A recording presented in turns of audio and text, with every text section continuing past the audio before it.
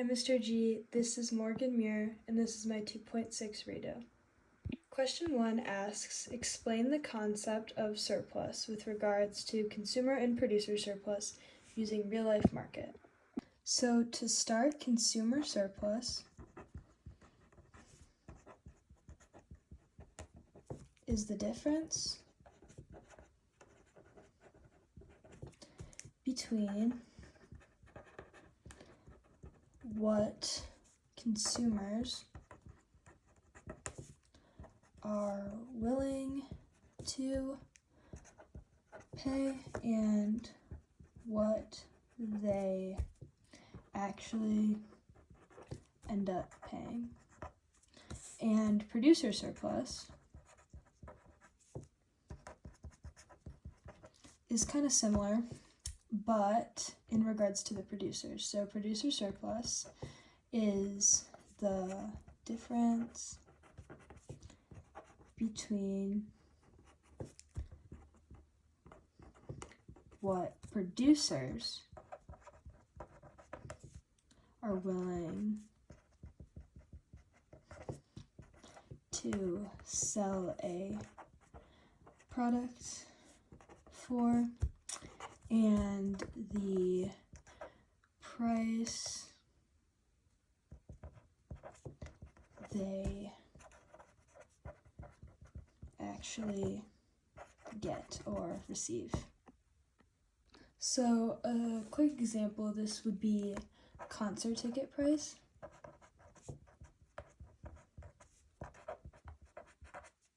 So let's say that concert tickets cost $80.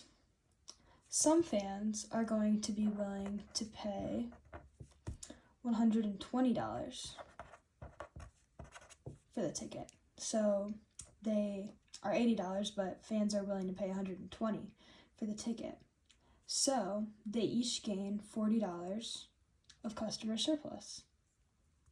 And then for producer surplus, you could say the band could have sold the tickets for $50, so less than 80, so they could have sold them for $50, but instead they decided to sell them up for $80. So they have made a $30 producer surplus on every ticket sold. Question 2 asks, draw a market graph and explain the following. Where does consumer surplus exist on the market graph, and where does producer surplus exist on the market graph? So I'm going to draw just a basic supply and demand. So quantity goes here, and price goes here, and supply, so our line for supply. And then here's our line for demand. And then at this spot right here, we're going to draw a line down.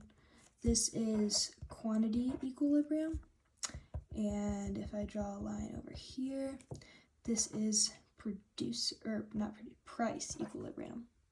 So on this market graph, this upper triangle right here is considered the consumer surplus, and then below the price equilibrium in this triangle area right here is where the producer surplus would be located on this market graph. And then question 3 is asking, how do you calculate the area for consumer surplus? Use the graph with examples of numbers. So on this graph, you can see that consumer surplus forms a triangle. And so to calculate the area, you just have to use the equation to find the area of a triangle, which is 1/2 base times height. So we can say, let's just say the price of equilibrium is $2. The high point up here is $4. And then we can say that the quantity equilibrium is 2 units. So we're going to plug this all in. So we have 1/2. Then the base of the triangle, which would be right here, from point 0 to 2, 2 units at the base. And then to calculate the height, we start at 2 units and we go to 4. So 4 minus 2 is 2. So it has a height of 2. And then when you solve this, you get a consumer surplus of 2. Question 4 is asking, explain what happens to consumer surplus when there is an increase in demand for a product. Assume demand and supply are unit elastic, and remember, when in doubt, graph it out. So just to kind of explain really quick, when demand increases, the demand curve on the graph is going to shift to the right, and the equilibrium price and equilibrium quantity will also both increase. So I'm going to draw another graph really quick and so you have a better visual. Okay, so here I have 2 graphs, and this is my initial graph, and then this is the second graph.